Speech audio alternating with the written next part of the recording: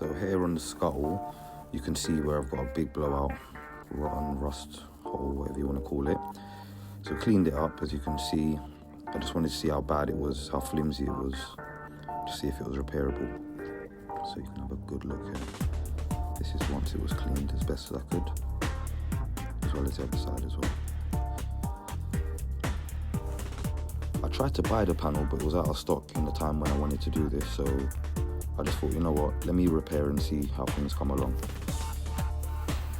So from there, I've got a few small plates that I'd cut, and the reason why I used 3 separate plates is just because of the curve, and I didn't have a curved plate, and I didn't have the tools to bend the plate, so I just used 3 small plates and positioned them in the best way I could.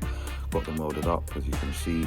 So now this way I can just identify if I could continue on from here. There were a few more issues going along the scuttle, which you might see later on in the video, but this is where I've got to currently. I'll show you the other little issues that we had along the scuttle here. They weren't as bad, as you can see. So with these, I'll just clean these down, fiberglass, and then filler them, and then primer them. So here you can see the internal side, or from the internal side of the car, the repairs of my DIY welding. As I might have mentioned before, I'm not a professional welder, right guys?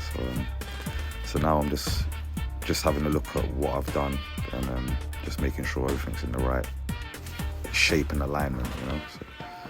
So you can just see here how I've done things. The main thing for me was just making sure I had the correct line continuing on from the original panel, just to make sure the window can sit correctly. So that all comes down to when you're sanding as well. You need to make sure you sand it deep enough for that window to sit in the correct position as it should be. So that was my main concern, just making sure that I was following that pattern of line.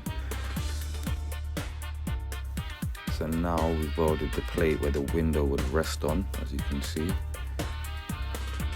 with our DIY welding. Not looking too bad now.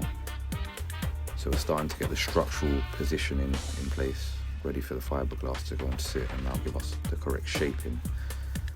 A bit of primer now, just to see where things are wrong, see if there were any holes or some. I should have used grey primer, but I had black at the time.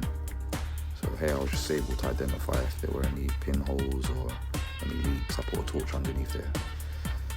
Then we had the fiberglass, first part of fiberglass. Again with fiberglass, again be easy with the resin because I went crazy here.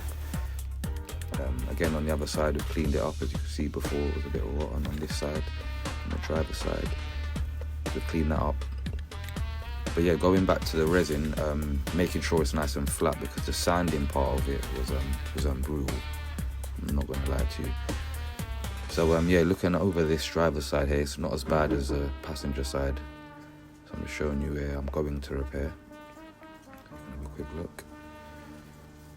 It's not too bad, not at all. So another part of passenger side with fiberglass now, nice and heavy. As you can see, so we're starting to get our line back into place.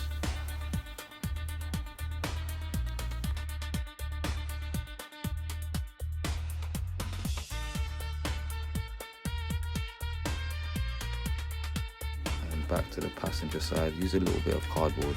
This one got a bit flimsy, so I used the cardboard there just to hold the positioning up, so I didn't have to add any more fiberglass, just to build up the layer. And there you can see there part of the repairs. And here we're back onto the passenger side now, so we're starting to shape things back into place. That's the internal side. So guys, that's more or less my approach of doing the repairs since we couldn't get the panel. And here's a finished, not yet finished, but primed up, still getting shaped up. But that's pretty much how I do the repairs, guys. Hope you enjoyed this one. Peace out.